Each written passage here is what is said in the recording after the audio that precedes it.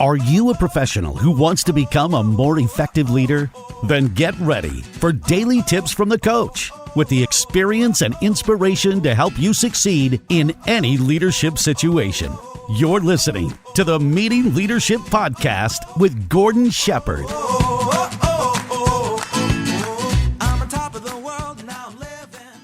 Welcome to another episode of the Meeting Leadership Podcast. My name is Gordon Shepherd, and I just want to say thank you so much for taking time out of your valuable day to spend it here and learn a few more skills that you can add into your leadership tool bag, and also to learn how to run outstanding meetings. It is honestly really good to have you here.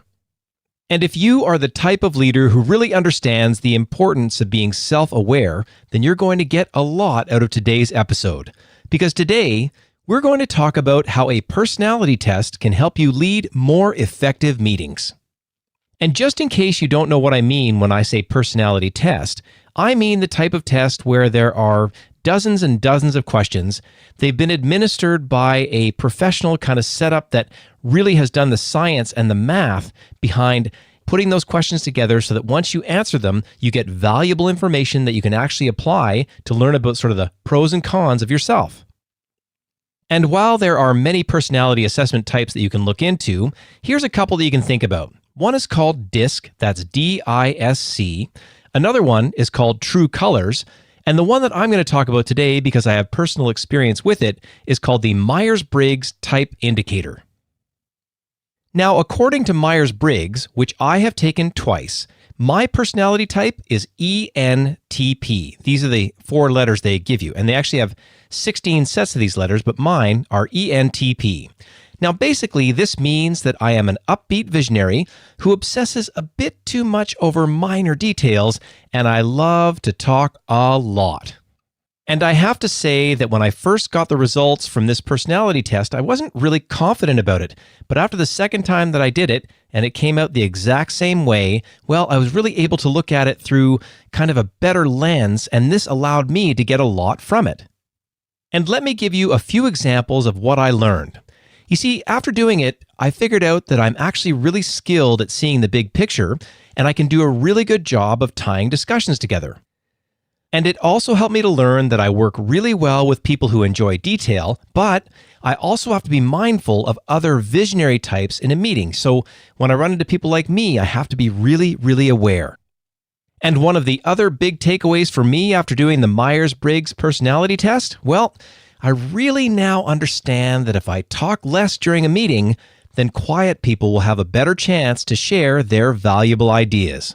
Just ask my wife. And hopefully, after you take one of these personality tests, you can use the results to change how you act during a meeting for the better. And here are a few other things that you can keep in mind when it comes to personality tests. Now, no matter which one that you choose, you should have it administered by a certified professional. And once you get the results, you'll want to keep a copy of your personality test, nearby, like maybe in your desk, or maybe you take sort of the main points out of it and you do like a little sticky note that you kind of keep on your computer. And when you take action on what you've learned from the personality test, then your next meeting, well, you've got a real chance to knock it out of the park. And the final tip that I want to pass along is a really fun way to use your personality assessment results. And here's what I mean when I say that. Now, if you did the Myers-Briggs Type Indicator personality test, and you now know your personality type, then I suggest that you have some fun by checking out websites like celebritytypes.com. Now, I mentioned earlier that I'm an ENTP, so if I type that into that type of website, it actually gives me a list of celebrities who have the same type of personality as me. So for example, when I did a little bit of research in this way, I found out that some of my fellow ENTPs are Robert Downey Jr. and Jon Stewart. So can we say I'm just like Iron Man? And regardless of whichever Hollywood star you find out has the exact same personality as you, I guarantee it makes a great conversation starter at a party.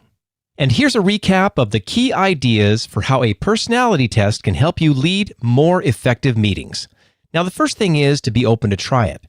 The second thing is to choose a reputable provider. So Myers-Briggs, True Colors, DISC, and make sure that you get a real professional to administer it.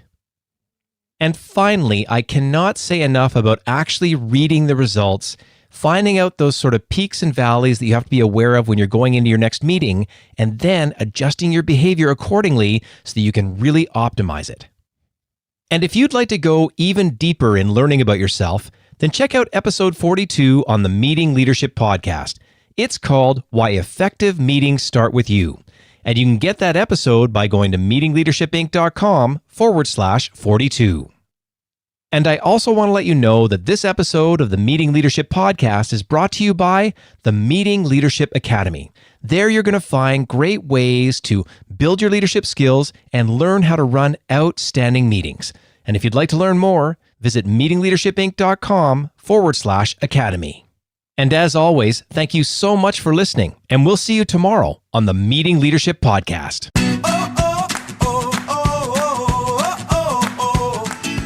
Thanks for listening to the Meeting Leadership Podcast. Be sure to subscribe for more strategies to help you become an outstanding leader. And don't forget to rate and review so we can bring you fresh content every day.